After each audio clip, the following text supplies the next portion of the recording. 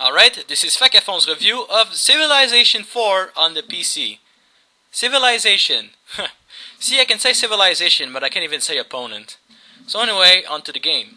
So Civilization is not really a strategy game, but more of a development game. Well, it's kind of like Rome Total War and those things. I don't really know how to qualify them, but anyway. So anyway, I played in Hot Seat, and first thing you have to do is create a civilization. And first you need to choose a character, a leader. Now, of course, you are the leader, but you still need to choose a character. And there's a lot of people to choose from, like there's Winston Churchill, there's Stalin, there's Joan of Arc, there's Ramses, and there's a ton more, but if I say all of them, we're going to stay here all week. And all of them had their special ability and unique traits. Well, some of them are less good, but some are actually pretty good. Once you've done that, then you go into the game. Now, when you start, you need to settle you have to create your first town with the settlers. The problem with that is, you don't know anything about the world because it's like the prehistoric age. Okay, well, maybe not that far off, but it's pretty old, so you know nothing about the world. So the first thing you need to do is explore around. You settle your town and you look around for resources, for other civilizations and stuff like that. Now, even if there's no resources where you are, you can still create your town and live off the forest and the water. But it's actually better if you're near resources, like, for example, minerals like lead, coal, gems. And sometimes you can even find some animals. And there's also some crops like corn or wine. So when you find some resources, it's good to settle near them because it's going to help develop your city faster and either make more money or keep the people happy and all that stuff. So when you travel around the world, you'll eventually encounter some other civilization, and there you can do a lot of things, like you can trade, you can make war or make peace or exchange some technologies. Oh yeah. Sorry. Anyway, speaking of technology, that's a really funny aspect of the game. It's a funny aspect of the game because, yes, you can win by using technology, and the funny thing about that is that there's normal technology like masonry or leadworks or computers, but then there's technology like fascism or communism or rock and roll. You know, I didn't know fascism was a technology, or rock and roll for that matter. We created rock and roll. It's a new technology of music, yeah.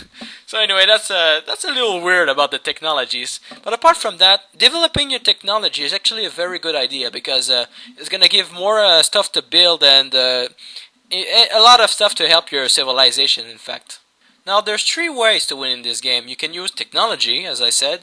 You can use culture to gain enough influence to take over the other civilization. Or you can use, of course, brute force, like you create an army and you destroy the other civilizations. Now, all the ways are good, but if you want the fastest, it's probably either culture or, no, most probably actually is just to go destroy them with tanks and stuff like that. Technology is longer, but actually it depends. If the enemies are really strong, you might have a hard time attacking them, but if you make peace with them and you just concentrate on technology, it's kind of a safer way to achieve your goal. So as the game progresses, you can of course make more town, and you do that by doing more settlers. But the first town you have is really difficult to develop because, well, first of all, you have no population, and your technology is it's not good. So building anything is gonna take a long while, and it's gonna stay like this for a while. So you really need to make some workers or like develop your technology or make some buildings to help you to build faster. And there's also another aspect of the game, which is the politics. And you can use a lot of politics to help you, I don't really know how you say this. Anyway, you can really have a lot of help with that. Like, for example, you can put slavery, for example. It doesn't make people unhappy, and what it does is you can sacrifice some of your people to make buildings build faster. And that's, now you may think it's cruel to eliminate your population to build stuff, but sometimes when the town are too crowded, you just kill a bunch of people and there you go, they're happy again. And I'm not kidding. There's also, you can use free religion or an organized religion, like depending on what kind of politic you use, there's a lot of advantages and sometimes some disadvantages, but most of the time it's just better than what you begin with. In fact, you begin with nothing. So as you, oh yeah, things like religions and stuff like that are actually built through the technology.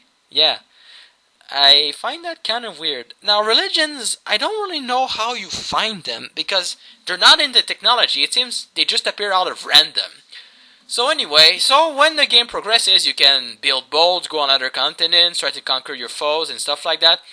And you start using more technology to build better armies, to build better towns. You can do some national and international wonders, and that's pretty cool. Like for example, you can do Broadway, you can do Mount Rushmore, you can do the Taj Mahal. You can do a lot of stuff like that. You can do the Colosseum. One thing that's funny about the Colosseum is that you can build it everywhere. But isn't that like isn't there supposed to be only one Colosseum?